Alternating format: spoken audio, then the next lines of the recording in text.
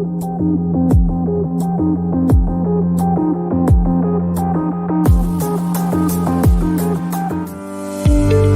Tyson's Gift podcast was created to promote the normalization of metaphysical and spiritual topics, particularly the reality that we are all eternal souls having an earthly experience. Obviously, this will cover a wide berth of topics such as animal communication, mediumship, the paranormal, past life regression, energy healing, you name it. Brandon hopes to entertain his audience with fascinating discussions with experts, as well as everyday folks who have metaphysical experiences and knowledge to share. The intention is to help make esoteric topics fun, relatable, and credible for audiences of all backgrounds. And here is your host of the Tyson's Gift podcast, Brandon Wainwright.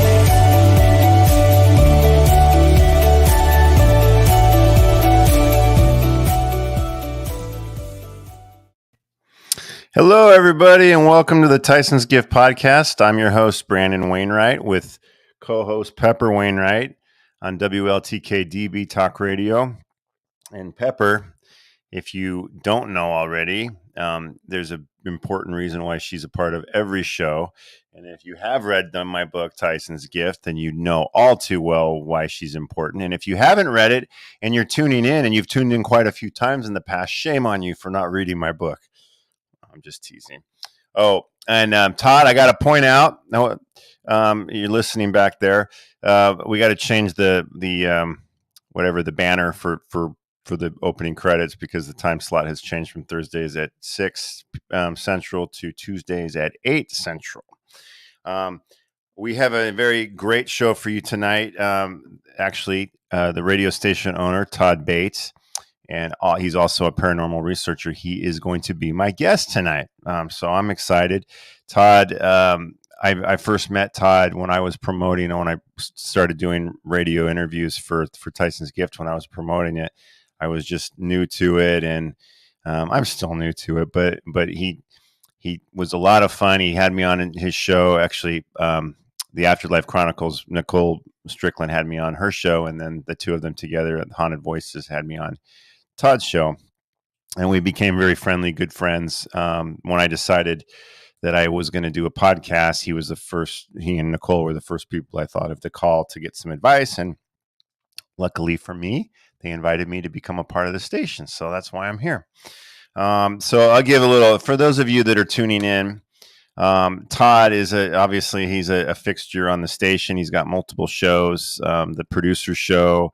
He's also got Haunted Voices, and he produces most, if not all, of the shows at this point. He in the off season, Mike Hatcher helps him, but most of the time Todd's doing all of it. So, but I'll give you a little bit of an intro for those of you who are tuning in that maybe aren't fans of the station and are only watching the show because you're a friend of mine. Which, thank you for your loyalty. I appreciate that. Let's see. So I welcome radio talk show host, author, and paranormal investigator, Todd Bates. Now, don't worry, Todd, I'm not going to read the whole thing. He's got a whole page here, so I'm going to read some of it and then paraphrase a lot of it. Not long ago, chances are you would have found Todd in a mysterious abandoned home, walls yellowed by age and doors teetering precariously on their hinges. Maybe a murder occurred, or perhaps a fire. Whatever the case, Todd Bates was on the scene for a singular task: listening for the voices of the dead. Now retired from the field, Todd takes his knowledge gained and shares it with his amazing audience on his radio show, Haunted Voices, and that's the show he does with Nicole Strickland. Todd's passion is EVP, also known as electronic voice phenomenon, where he captures spirit voices on digital or analog recording devices not heard with the naked ear. For Todd, collecting these specialized evidence of paranormal origin is a life calling. After years of personally investigating the mysteries of EVP and studying under pioneer figures in the field, Sarah Estep and Jason Snyder, he took his passion to the internet. Now in its 18th year, Haunted Voices has quickly grown to be one of the oldest paranormal talk shows on the internet today. In addition to that, Todd also, and we're going to talk about this tonight, Todd is the author of The Haunted Voice, which is an autobiography about his life, how he became involved with the paranormal, his battle with alcoholism, and more. That book is incredible. It's a quick read. It's a really fun read, and he talks very candidly about what he went through, that ultimately led him to where he is today. But for any of you, any of my audience who have gone through rough times, this book will allow you to feel like you are in good company, because Todd is very candid and honest in this book. So it's a great story. He's also done television. He's a narrator of The Ghost Finders, amongst other things. You can read more about him on WLTK-DB.com. And he's also been 17. He's currently has 17 years of broadcasting experience under the Haunted Voices radio brand. So with no further ado, I'd like to bring on my friend, show owner, and guest, Todd Bates. Where are you? There you are. How you doing there, sir? Hi, Brandon. How are you, my friend? I'm doing well, and I appreciate you coming on with me. And let's face it, you'd have been here anyways. You might as well just spend the time talking anyway, right? Seems to be the way it goes. Yeah, but it's good. I'm glad you're here. I've been looking forward to this. I warned Todd in advance that I will be asking about if he has any input for the Brando's Potty Humor of the Week, which I will share with everybody towards the end of the show. So come on, everybody. If you know Todd, if you've watched any of his material, you know that if he doesn't share any potty humor tonight, he's lying. He has that kind of sense of humor and sensibility, and I do have a trick that I and that's my story. I'm sticking to it. Oh, a couple comments. Primrose from San Francisco is in the house. Thanks, Primrose, for being here. Much appreciated. She's Primrose. I've mentioned it before, but she's been in a couple of my early Reiki classes. Oh, we've been friends ever since, and we still share Reiki on the regular. She's stuck in traffic. Well, at least we can keep you company while you're in traffic. Absolutely. Michael Christopher says howdy. Hi, Michael. Michael's a fan of the station and the show, and a very talented spiritual medium, and a regular Joe. On top of that, he rides motorcycles. I saw he posted some stuff about riding on his bike. Enduro. I rode an Enduro for the police for 4 years. So I wish I was in South or North Dakota where we could go ride some trails together. I love that.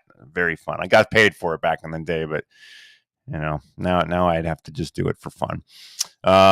Tanya Lewis is also in San Francisco, and she also happened to be in my first and second Reiki class when I was first started. So, and we're still connected. We're still friends. We still share Reiki on the regular. So thank you for being here, y'all. Just a little y'all shout out to Florida and the South. So I guess Todd's on here. We're part of the reason that he's here is to promote his book. So I figure that's probably a good place to start. I kind of gave you a little bit of an intro, but why don't you tell us a little bit about your book and why you wrote it? Yeah, the book. It's a book of baggage, really. I had carried it around with me for years and years and years, and kept it inside and needed some kind of release. And I talked to somebody, and they said, you should write a book. You should write a book. And I've always been told you should write a book. You should write a book. So with this, I felt the need to make amends with myself. Mm. And to do that is to release my story to as many people as possible. That way it can reach them, perhaps it can change them. It took a little over a year to write. There were some moments where I had to stop. It was very emotional to write. So I had to take some breaks here and there, but met a fantastic editor, and he polished a lot of things up for me, because I'm no author, Brandon. I'm no No, I'm that's no not true. writer. You may not be a writer, but you are an author. I am an author. I'm just teasing. No, man, you wrote a book. That don't. But it came from the heart. The entire thing came from the heart. It came from my darkest times to my brightest times. And it tells the story of what I went through. It could have been more detailed. The next one is. The next one is in the works. Yeah. It's a lot more detailed. This one was more of it was all I could get out at the time. Now I think I'm strong enough.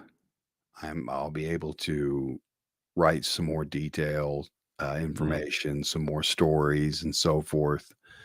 It strengthened me and it humbled me at the same time, because that makes you extremely vulnerable to others when Oh, you yeah. release.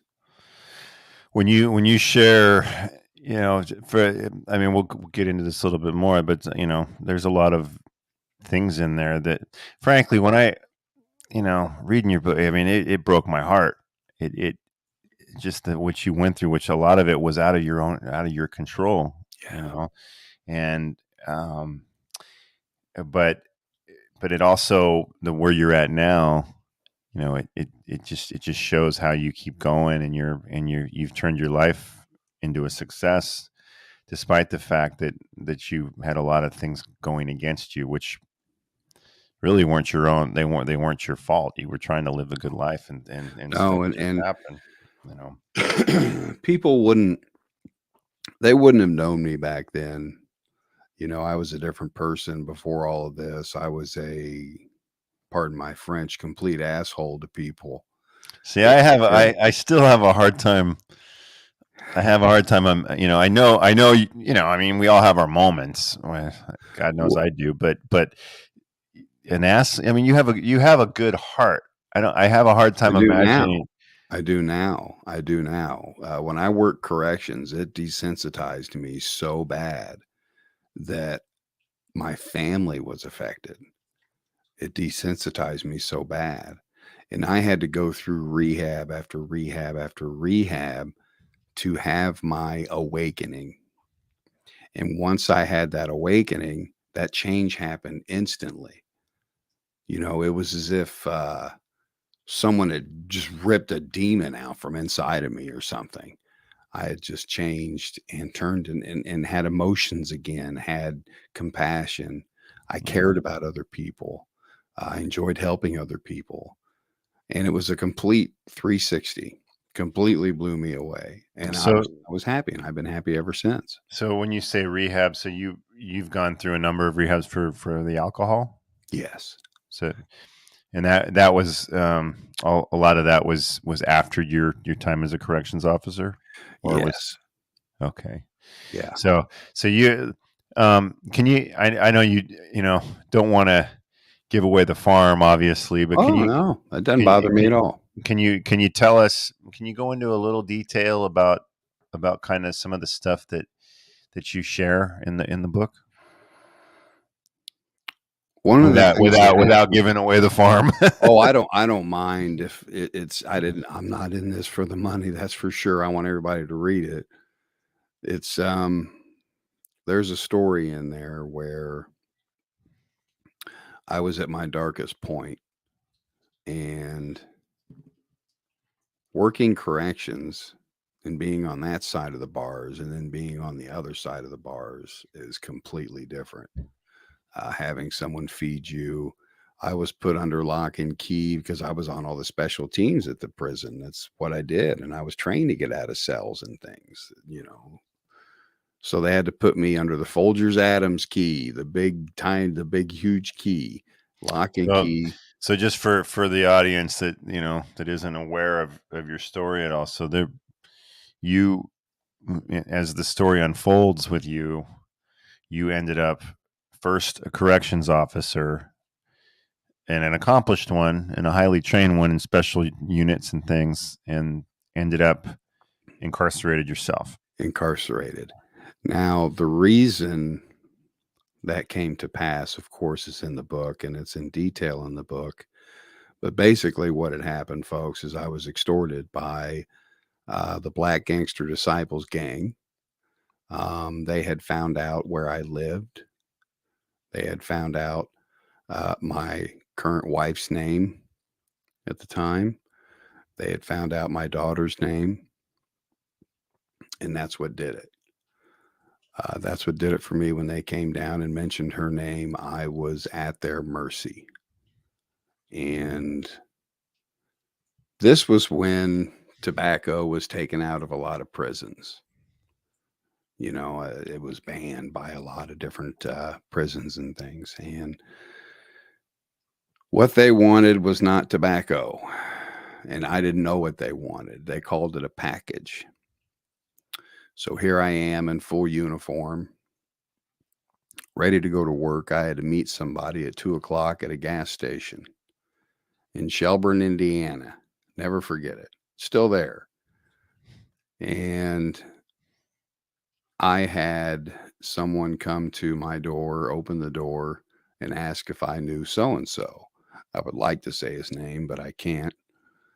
And I said, yes, I did. And they said, could you give this to him? And it was a brown paper bag. And that brown paper bag turned out to be 2 3/4 ounces of cocaine. It was a massive amount. I was set up, obviously. I put the car in reverse, full intention of delivering this, or they were going to shoot my house up, basically. And at that point, I put it in reverse, and I was completely surrounded. They came out of fields. They came out of the store, everywhere, surrounded me. Guns pointed at my head, and they threw me on the car, pointed a gun to my head, cuffed me, and took me away. All of this was over a shakedown. Later on, the inmate wrote a full confession. The judge didn't admit it in court because of credibility.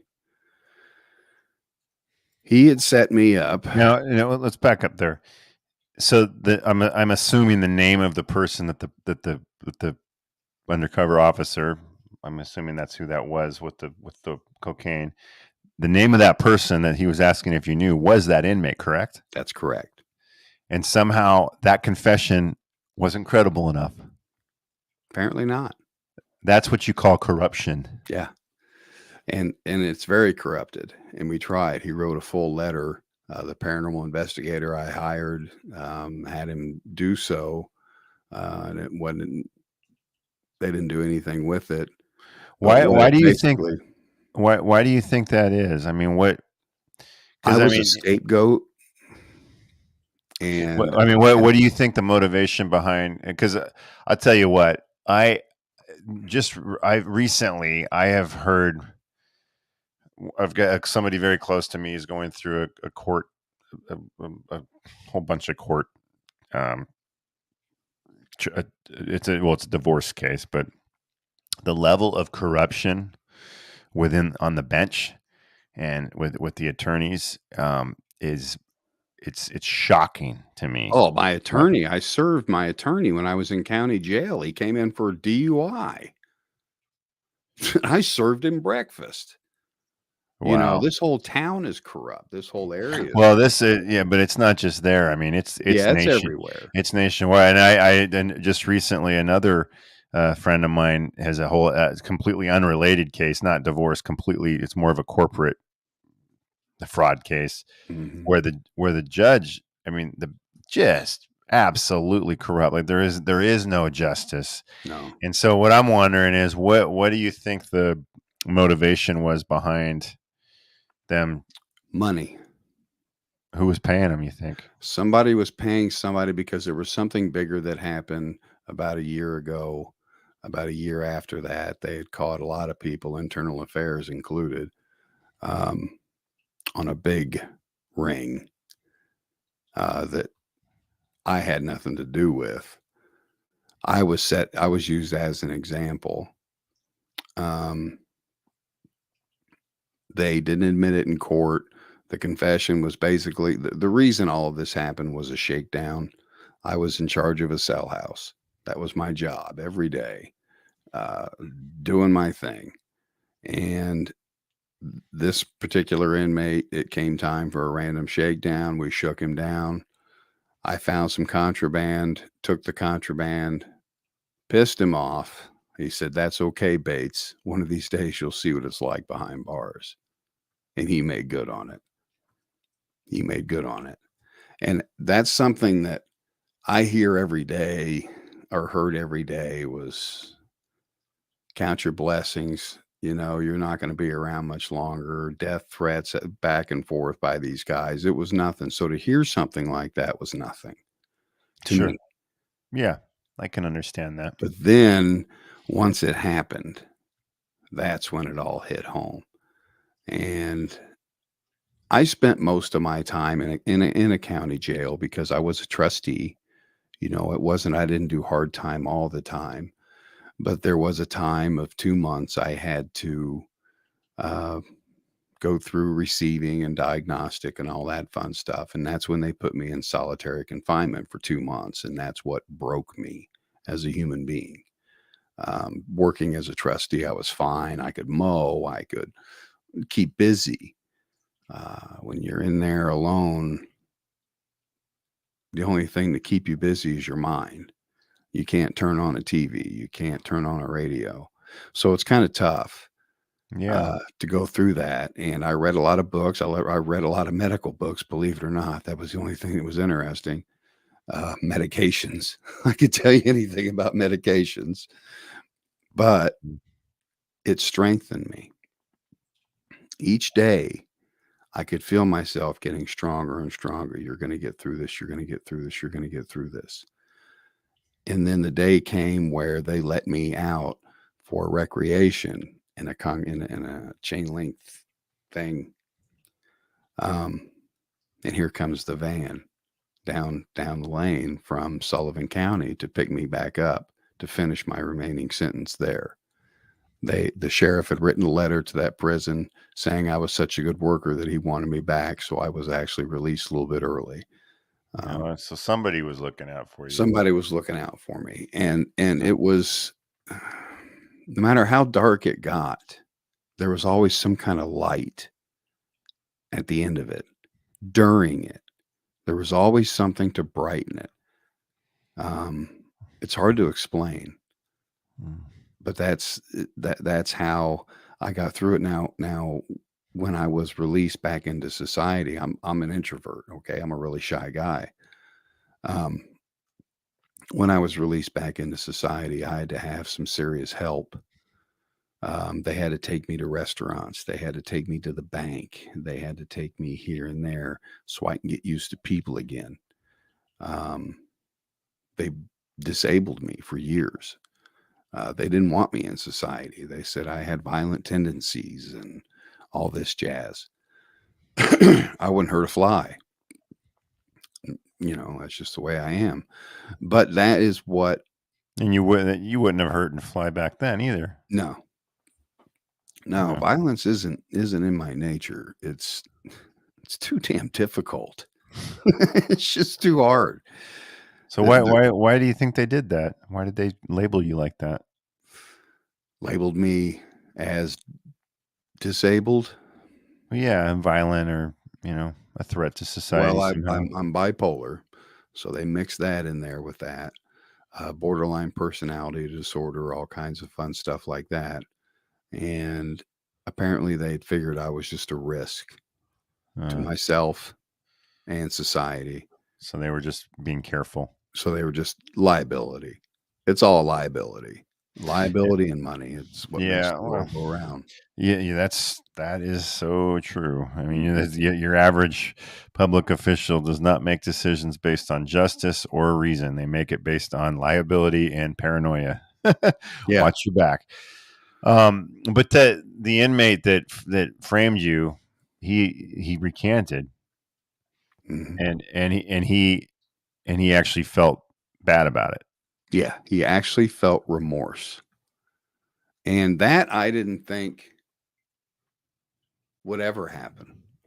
This guy was the baddest of the bad, the worst of the worst. For him to do something like that, and then for a judge to say, nah, it doesn't make any sense to me.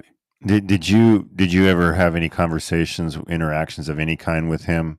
I wasn't allowed to. I wasn't allowed near the area. The private investigator was the mediator. He went there and visited him and got the information he needed. And that's where he found out, he comes back. He says, Todd, you've been framed, my friend. You have been framed. We're going to fix this. We need another attorney to do this. And it's crazy how everything happens so quickly. But through the PI, he expressed compassion and remorse to you. Wanted you to know that he was sorry. Wow. Well, that's I mean, it's what they did is they branded me for life. They gave me the lowest felony possible in the state of Indiana, a Class D, which is so low legally, I don't even have to claim it anymore. It's nonviolent, but it kept me from doing things, the voting, it took my voting rights away. I fought to get those back. And disability, they put me on that, and I fought to get off of that, and I got off of it. It's extremely hard to face those kinds of things and lose that kind of support, and yet know that you can do this. You're okay. Well, especially after playing the role of a peace officer. I mean, you were a trusted member of society. You had an office that people trusted, and that carries with it a certain stature and status, and to have that stripped from you, especially when it was bullshit. Yeah.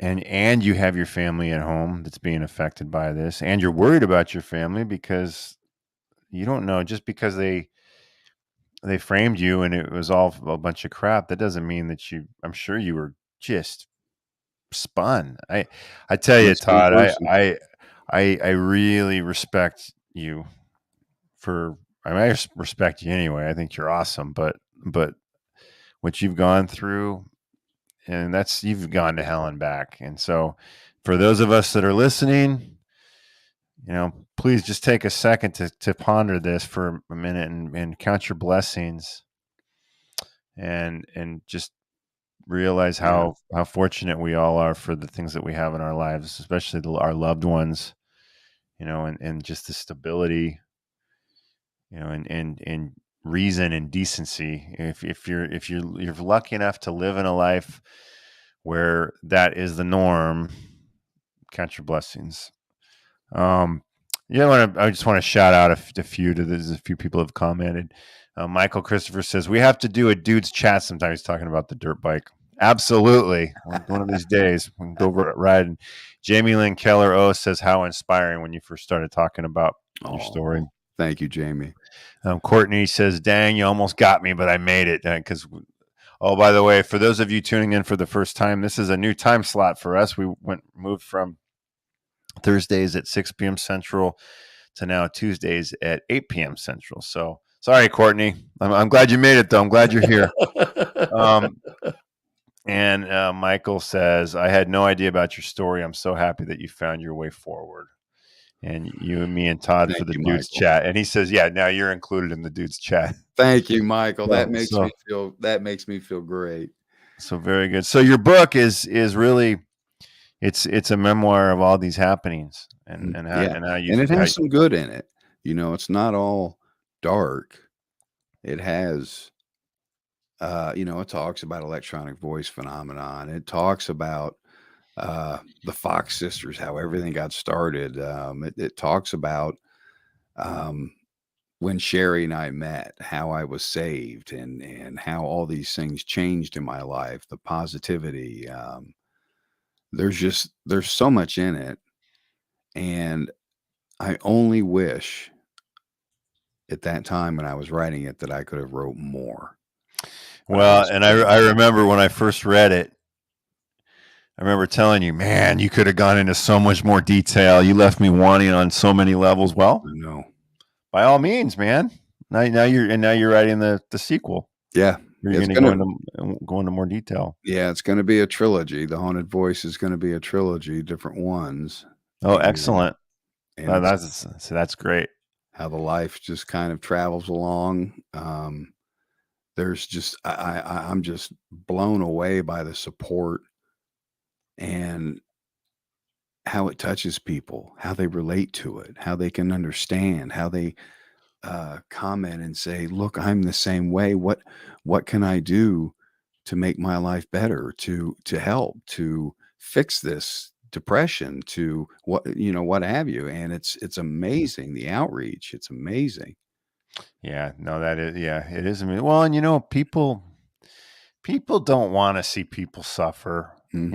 Especially when people like to see people suffer when they're on top. If Right. you if everything's firing on all cylinders and you're kicking ass and you're successful and you're happy, people want to see you fall. They want to see you fall. Humans suck. But when you're somebody who is a humble guy like you, who's just living a normal life, trying to live a good life, and you get torn and shredded that way, for you didn't do anything to deserve that. Very few people on this earth would want to see that, and to see somebody end up in that situation and fight and climb back and end up an inspiration to people, which you are. I mean, that's the beauty of the shows that you do, the book, everything. Yeah, man. I I, Thank you. I tip my cap to you because Thank you. big. I mean, yeah. I mean, huge. That I'm sure. I think about this with Tyson's Gift with the book. Because it's had a positive effect on a lot of people. But that's just, I mean, what you've accomplished by going through what you went through already, by telling your story and sharing how you came out of it, and most of all sharing what it was like when you were in it, and you've done a world of good for people. So I mean, you've already, if nothing else comes of this, you've already accomplished great things. So you should really give yourself a Good. pat on the back. So Thank you for that. Because uh, it's important. It's important. yeah, I think so too. I am looking forward to the next one because there was so much more detail that you could have gone into with the first one, but that's all right. It's a journey. So, and people will be reading it. I promise you that. Yeah, the second one's good and funny. So it's got Cool. See, my second book, I don't know. I haven't even really started writing the body of it yet, but it's going to be a lot more. Well, it's not going to be quite so uplifting as Tyson's Gift. I don't think. I think ultimately it will be, but I think it's going to have a lot more heaviness in it. Yeah. Which actually isn't necessarily a bad thing, but it's going to be hard to write. Be So good stuff though. Be a good challenge. yeah, but enjoy the when you're in that space where you can be humorous. That's you got a good sense of humor, so you just express yourself the way you express yourself. It'll come forward. Life's short. Laugh. Yeah, especially when you're talking in retrospect. Yeah. Then you can definitely laugh at things. Courtney says, Todd, that smile is inspirational. I'm telling you. Oh, And, thank you, Courtney. and she says, hi, Pepper. Pepper. Pepper. Pepper, you gonna say hi to Courtney? And Courtney says, small town people are the people who make the world go around. It's true. Ultimately, that A is lot of true. things, a lot of great things come from small towns.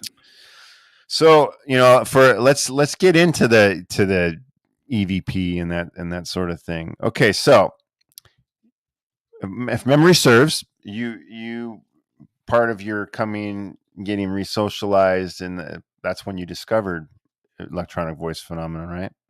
That's the paranormal community is what literally saved my life.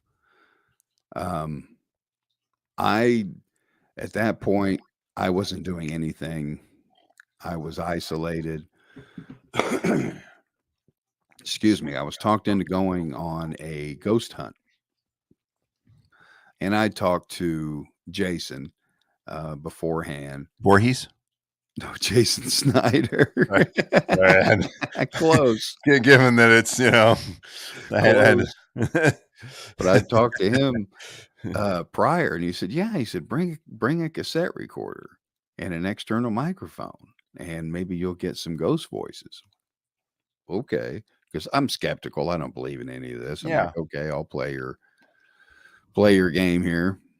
So we get there, and everybody and their brothers around this little general store taking pictures, and I run off to the barn and climb on top of the wood pile, set my recorder down, and I just start asking questions. Of course, I didn't hear anything. I didn't see anything. And he had taught me how to take the recording from the cassette and transfer it to the computer. So I went home, did that, and believe it or not, I captured a horse of all things. It was so profound. It was so audible. And I'm thinking, how in the world did I capture something that audible and I didn't hear it? Oh, the obsession began. Oh my goodness. I started reading. Was it a whinny? Was it a No, it was a Uh, you heard the foot stomp. Like it was upset I was sitting there or something. I don't know. But it was amazing. It was so much fun. And I mean, my adrenaline's pumping. I'm thinking, oh my goodness, we got to go back and see if there's other horses. All these things are going through my head. So I started reading all this material. I started, Hi, Diet. going to libraries, the internet. We had dial-up back then. So, to send an email took about a half hour. Yeah. But so what was this, like around 1990, like mid to late 90s? Sure. Somewhere in there. But it was real slow. They had forums, they had chat rooms, they had very, very little on the paranormal. And that's when I found Sarah Estep. She ran the American Association of Electronic Voice Phenomenon. And that was the only place around. So I read all of their info. I'm just going through it. And then I find her contact info and we email back and forth. And she used the old school talk to him every day. She died in 2008, but she talked to him every day on her reel-to-reel recorder. It was amazing. And, she taught me what to listen for, what to say, what not to say. Just took me under her wing. And that's why to this day, I'm still stuck on analog recording. That's how I was taught. Yeah. And I still think that, to make a long story short, that ghosts stick to the recorder, the cassette, like a magnet, because it's all run by magnetism. Well, that would make sense for sure. So I mean, I can understand you being, when something like that happens, and whoa, there's a whole new world out here but this is 20 plus years ago, right? Mm-hmm.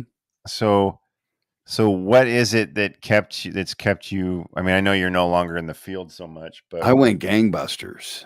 I went, did all kinds of investigations, traveled the country, I was on the speaking circuit for a little while talking about EVP. It's what I did. I mean, I was disabled, as they call it, but yet able. Yeah. And that's what kept me going. That's what boosted my spirits to the point where the station came. And then the first one that I built, and that's when that came. And that's when it came to the point where, okay, I'm going to fight to get off of this. Mm-hmm. So folks, if you're listening and you want to get off of it, manipulate your psychiatrist. But it's one thing after another. They ask you the same standard questions. Yeah. So get off the thing, and I'm free.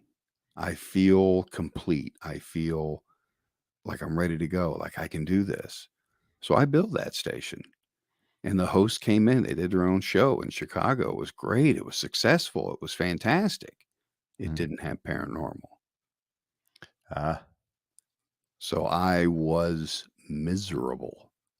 Working, but miserable. And not into. So one of my interns, hey, if you ever think about getting rid of this thing, let me know. I'm ready. It was just like that. Okay. And then, So as far as the paranormal, though, I mean, what kept you?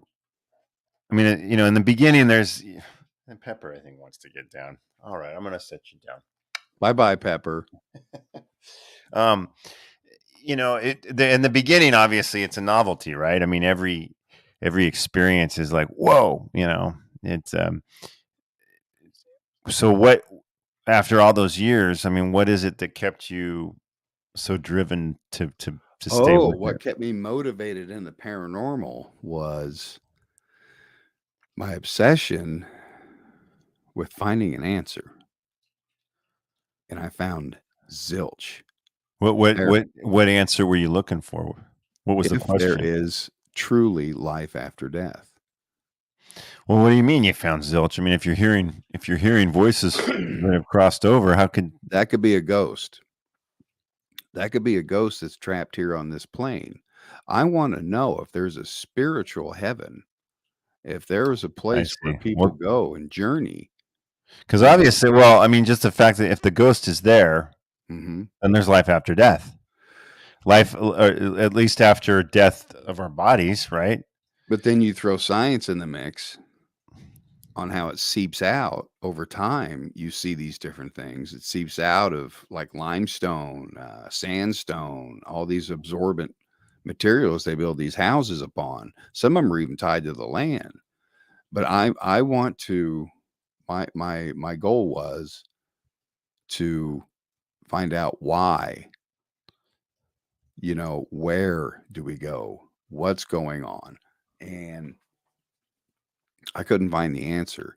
And also it was getting me so obsessed that Hmm. I was drinking more and more and more and more and more. So something had to go.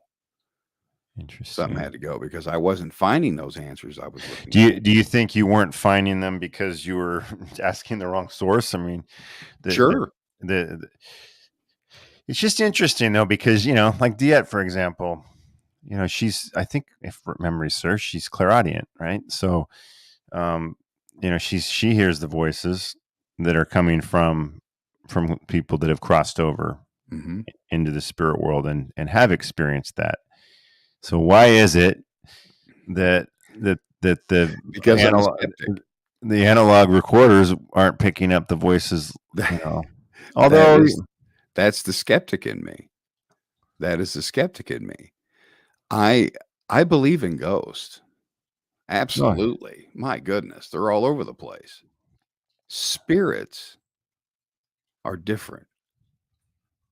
And I don't have the tools like Diad or a psychic medium to hear, know, sense. yeah, I don't have those tools, so I don't know. So I want to know, and that's what I was searching for all those years was that answer.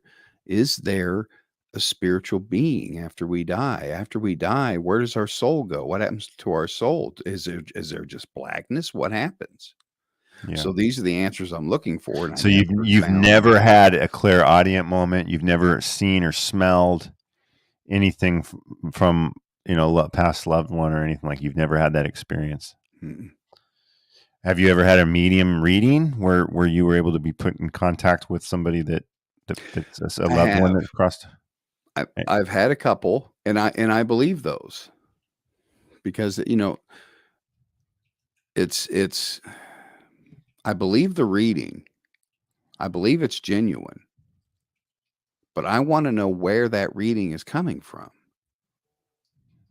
I want to know where whoever's saying it. Where do you live? Where do you reside? What do you do? What's it like? Those are things I want to know. And after asking all these questions all these years, You still haven't gotten the answer. mm-mm.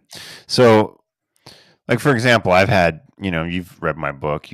I've had my uncle, my grandma, my aunt, my dog, a couple buddies. I've had, my mom. I've had a number of people come through in these.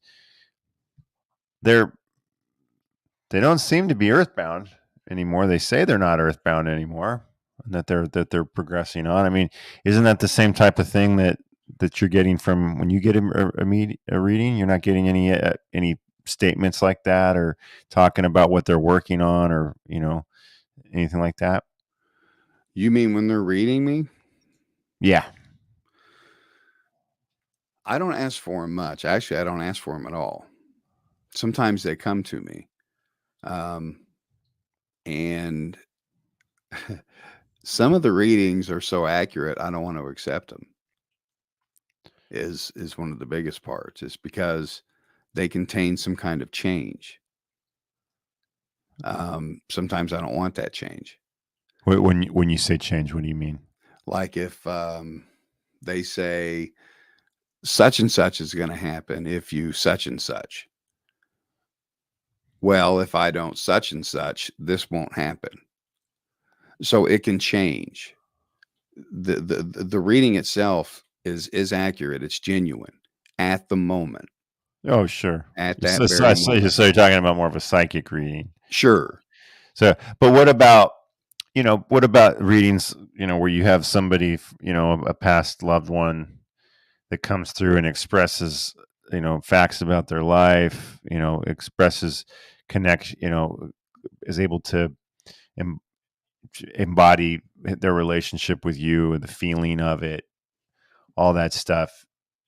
Does that not compel you at all? And the love that comes through? Oh, sure. But they're, presumably they're not just sitting there hovering in this limbo state, right? I mean, they see they're very much at peace. Absolutely. And so they're not a ghost. Does that, just the fact that they're how their soul has progressed, does that alone not compel you a little bit? It's tough. It's so hard because I don't want to commit. I don't want to commit to it because I don't know 100%. I'm at about 75. Well, what I would say, this is my take on it, and I'm not trying to convince you, but this is my take. I agree with you. You don't know. You don't know precisely. Although I don't know. I've talked to people that have astral projected and where that's a different story. They have actual answers. Well, that is where you're in the astral plane when you cross. That's what I want to know is what that is all about. See, I've never astral projected. So you should go to Delphi. Okay, couple comments, some good ones too, because they're from mediums. Michael Christopher, who's a medium, says, "I'm with you, Todd. Even though I communicate with spirit, I'm just as curious to know what happens after we die. I'm also the world's biggest skeptic." I agree, Michael. Being skeptical is important. I think sometimes you can want too many specific answers. Like you're looking for something so specific that if you don't get it, you're never going to fully be able to buy in. Mm-hmm. And I think, to me, what works for me personally is that I don't think you can know everything. And I mean, you get different answers from different people, but you experience enough though to know that that there is something there, and love never dies. Love never dies. Energy never dies. And there is light. Enough without question be able to say that. Yeah. Diet says, "I have been shown the afterlife is different for each person.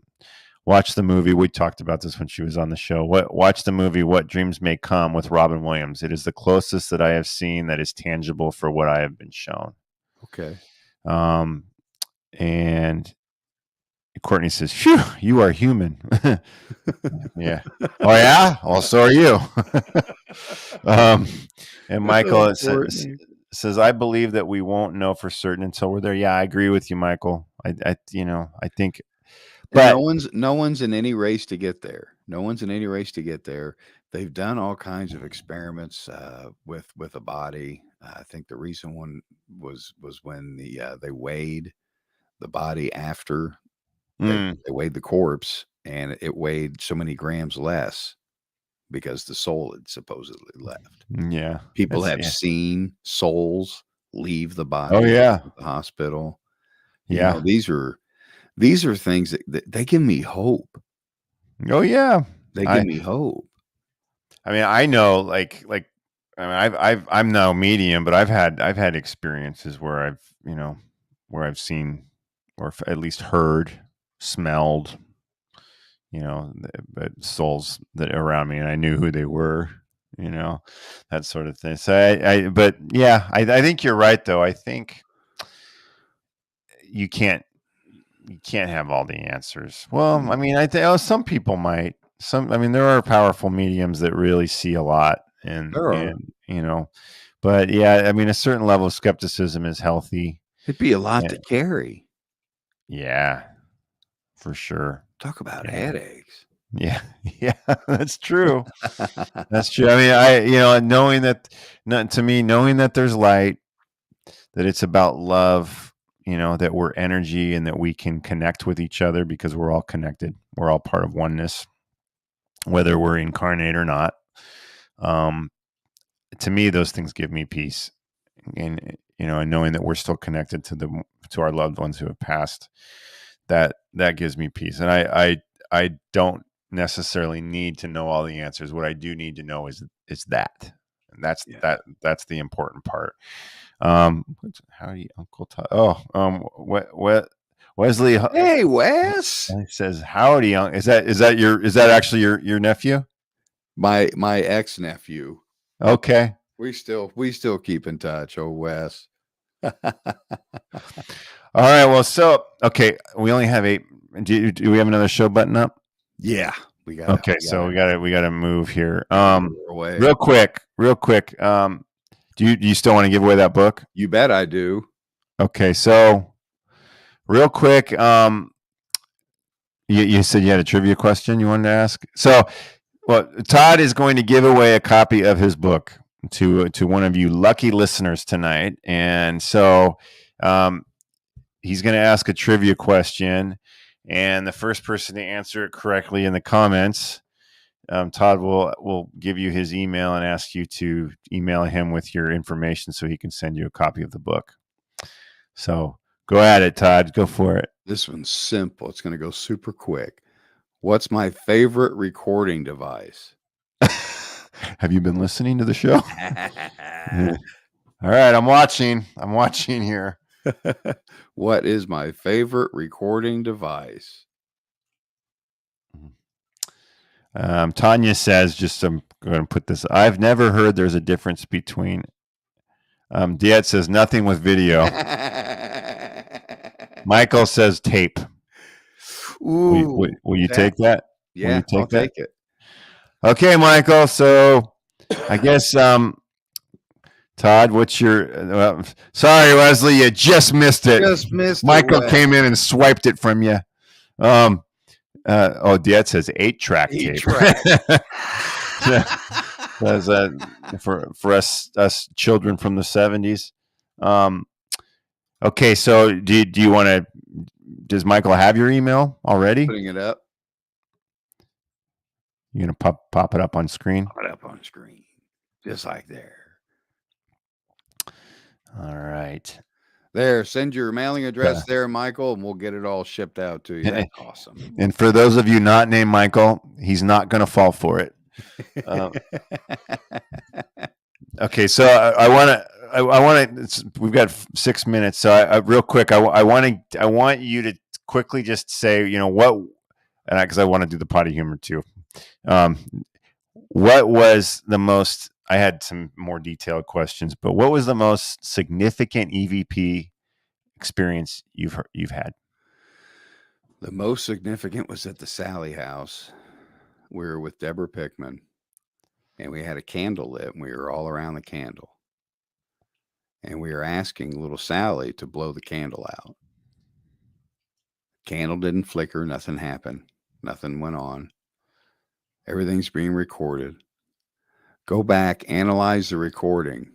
Oh my God, that still gives me chills. On the recording, it goes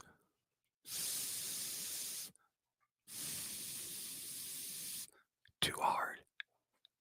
Just like that. Too hard? Too hard. Huge. I was blown away. That was, and to me, that helped prove intelligence as well, that maybe there is a spirit that came back. Yeah.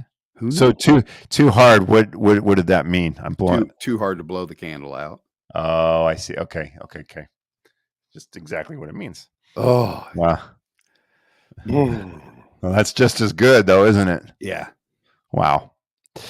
Okay. Yeah, chills. I got them too, Courtney. All right. So I had more detailed questions about your, the EVP stuff and, what they've meant to you and stuff, but obviously we don't have such time. So next time we have you on, we'll have to get into that more. In the meantime, I asked you to noodle on what a good potty humor would be for the week. And so, Todd, go ahead and hit it. Sometimes it's soft, sometimes it's runny, sometimes it stinks, but it's always funny. It's Brando's potty humor of the week.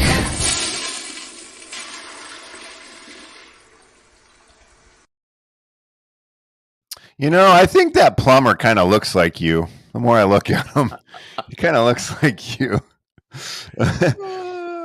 All right, so we got 3 minutes left. Okay, Go I got for a it. next story. I did this to an unnamed individual. I took a Little Debbie brownie and I shaped it into the shape of a turd. Then I got some toilet paper, wetted it underneath the sink, wrapped it around there. around the brownie. Around the brownie. And I took it out to that individual. And I said, "Oh my God, look at this. It's huge." And they're gagging left and right. But what do I do next? Take a bite out of it. And they lost it. That's good stuff. That's good stuff. So what did they do when you ate it? They threw up. They barfed. They lost it. They threw. Was it somebody that you knew had a sensitivity to this? Yeah, yes. Very sensitive stomach. Very. No, that's great. That's awesome. See, if my parents usually listen to the show, and they've chastised me throughout my life for always having toilet humor as part of my conversation. So, see, I'm not the only one. I've got it too, believe it or not, folks. I'm sorry. So, okay. So I know we're coming up on it. I don't want you to be late getting to your next show. So everybody who tuned in tonight, thanks so much for tuning in. We'll have another great show for you coming next week, Tuesday at 8 p.m. Central Time. So it's my friend, Sarah Lahosky, who is a marriage and family therapist, but she's also psychic and also trained in the metaphysical intuitive arts. So she uses the two together to help people. So I think that'll be an interesting show. So anyway, check out my stuff. Nobody ever goes on I don't think they even go on my website. So go on my website. I really am a healer. I've got a good sense of humor, but I actually really am a healer. He is a healer. TysonsGiftHealing.com or TysonsGift.com if you want to check out the book. Thanks for being here, everybody. And Todd, always fun, man. Always fun. My pleasure. Anytime. Okay, everybody. See you next week. Have a great weekend or week. Have a great week. See ya. The truth is here and now on WLTK-DB Talk Radio at WLTK-DB.com.